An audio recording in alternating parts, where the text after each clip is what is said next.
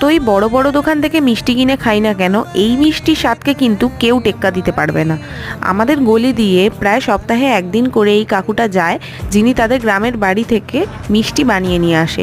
মোটামুটি এই 3-4 রকম মিষ্টি থাকে, তবে শীতকালে মিষ্টির পরিমাণ আরও বেড়ে যায়। যেমন নলেন গুড়ের সন্দেশ, সন্দেশ মাখা, আরও যা রসের মিষ্টি বা গজা তোমরা চাইবে ওনাকে বলে রাখলে ওনার পক্ষে যদি সম্ভব হয় উনি বানিয়ে আনেন। তবে সবথেকে বেশি সেল কিন্তু হয় এই রসগোল্লা, জিলিপি, পান্তুয়া, এইগুলো সব থেকে বেশি পরিমাণ বিক্রি হয় ওনার রসগোল্লা প্রায় উনি 100 পিস মতন নিয়ে আসেন। আর এই ছানার জিলিপি, পান্তুয়া এগুলোও প্রায় উনি সব মিলিয়ে আরও 100 পিস মতো আনেন। উনি যখন বাড়ি যান তখন ওনার দুটো একদম বালতি পুরো খালি হয়ে যায়, এত বিক্রি হয় ওনার। আর টেস্ট কিন্তু সত্যি খুব ভালো। মাত্র 6 টাকা 8 টাকা করে হয় দাম। আমরা একবারে অনেকগুলো কিনে নিই, আমাদের অনেক দিন চলে যায়, কারণ আমি তো মিষ্টির পোকা, তাই রোজ রোজ টুকটুক করে মিষ্টিগুলো খেয়ে নিই। তোমরাও কি খেয়েছো এই মিষ্টি?